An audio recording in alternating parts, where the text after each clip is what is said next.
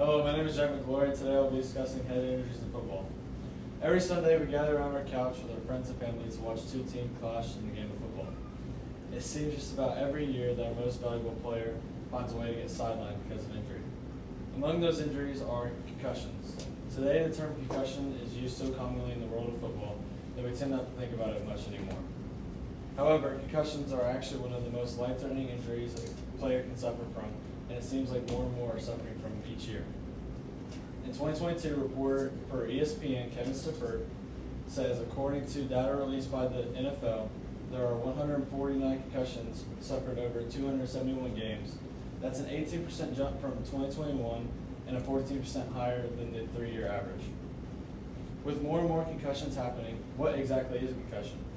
A concussion is essentially a brain bruise as a result from impact to the head.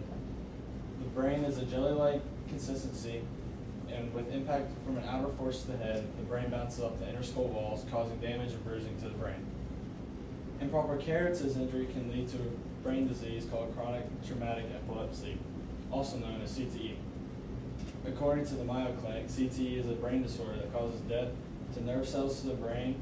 CTE is an incurable disease as of today, and is extremely hard to diagnose, and isn't typically diagnosed unless an autopsy is performed on the brain.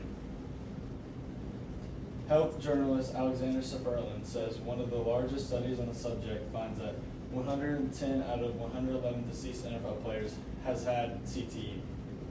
Not only has CTE been suffered by retired NFL players, but in other levels of the sport too. The severity of CTE symptoms appear to progress as more a person plays the sport.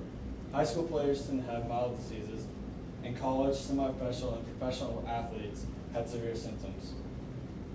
CTE has been linked with many different symptoms such as anxiety, mood swings, impulsive behavior, depression, and even suicide.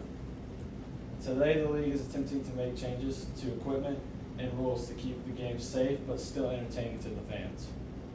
An example of the upgrades is to the helmets. Today, helmets are more durable and able to flex in certain ways to soften force of hits and protect the brain. Another example is the targeting rule enforced in 2008.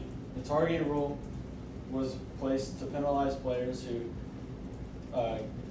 give force to other players that goes beyond making the legal tackle or block. However, rules can still get broken, which means the best way to prevent head injuries is to learn more about them. It's always important to be informed on head injuries and concussions before playing or letting kids play the sport due to severity and the threat to their lives.